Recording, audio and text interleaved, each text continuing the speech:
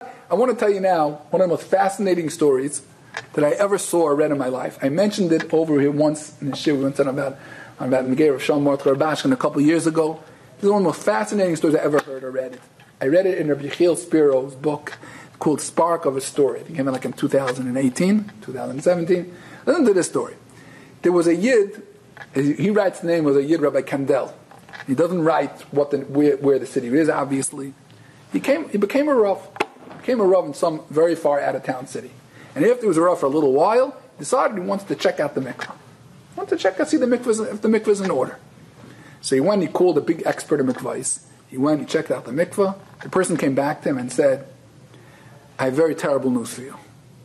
That is that the mikvah is posel midaraisa. He said, I want you to know the mikvah be'etzem is in great condition. Everything seems to be like it was really done professionally, mamish al pi halacha.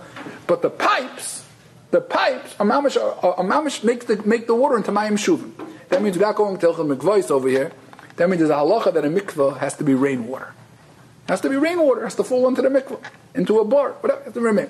And once the rainwater goes into a kli, a vessel that has a kli kibul, that has something to hold the water, that water passes the water from a mikvah. That's why if it's made, it's called mayim shuvim. That means it has to be made, the pipes have to be made into a way that there's not a kli kibul. You don't have that the water went first, the rainwater went into a kli, into a vessel, and from the vessel into the mikvah that passes it. He said the pipes were made in a way that it's mamish posel midaraisa. It made the water, took the rainwater, made it into a kli, and then from that vessel it went into the mikvah. You have a posel mikvah. So he was like, first of all, like this mikvah has been here for years. So number one, besides the Tumah Chayvi creases, but in the past, but he started doing some research. They right away fixed up the mikvah, but he started doing some research. There were people that were megayer in this mikvah. He says there's one person that was a ger from this mikvah. That's a cipher that wrote Sifrei Torah, that wrote Tefillin. There was another ger that was aid by kedushin. That means you have apostle of kedushin, you have apostle of Sifrei Torah. He didn't know what to do. He didn't know what to do with himself. So he decided there's only one thing that he could do. He has to research something about this mikvah. Now, what made it extra more painful was that the person that he took over for being the Rav, who was a Rav for the last 40 years, was his father. His father had moved out of town, and he took over the shtetl. So he has to go down to his father. If he'll give his father a heart attack, he has to go find out. Maybe there's something he's missing in the story. Maybe this is just from a couple of years ago. Maybe not so many years ago was possible. He has to find out something. So he went down, he flew down to his father. He doesn't say anything where the cities are. He flew down to his father. And he started bringing up the topic about the mikvah. And his father said, the mikvah, that's my most painful episode from my being a Rav. It's like, what? And he started pushing his father. No, leave me alone about it. He said, no, what? I need to know. He pushed it. His father said like this. When I came, I want to tell you, this is my most painful episode of all my years as a Rav, is this mikvah. And it's something that I have to say in my heart, I feel a shtickle, I don't want to say the word tarumis, a little bit, I don't understand the ways of Hashem. I have like a little bit of a taina under Rabbi Shalom. What happened with this mikvah? So please fill me in. He said, when I became Rav, I checked out the mikvah, and the mikvah was kosher, very b'di'evet, so I decided that I want to make a new mikvah. And the people in the shul, at that time, the community was very shvach. Most of the people weren't from, and whatever, the Orthodox shul, but it was a very shvachik thing, and they fought me very stark. We don't need a new mikvah, it's a lot of money, we're not giving money for it. It wasn't like a whole raise, we have to get money from the shul. People didn't want to give it, the president, different people in the shul were fighting me.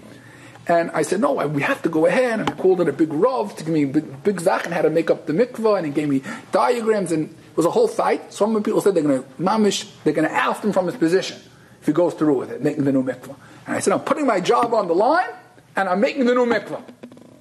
And he went ahead, and he pushed through, and he made the new mikvah. And it happens to be, when it came to the pipes, his father said, it was very complicated. It was a goyish guy who said he's going to make the pipes exactly right. Whatever. He mentioned that agav in the story. So he said, okay, so what's so painful? He asked his father, why is it the most painful thing? They have tarumas on their brain. He said, you don't know what happened. Then when the mikvah was ready, we live in a city that it rains all the time. No rain. We had the mikvah. We're waiting for the mikvah to fill up. 1 week, 2 weeks, 3 weeks. They wrote in the newspaper they haven't had a drought in so many years in this city. And the people in the shul came over to me, Rabbi, God is not on your side. He's not on your side.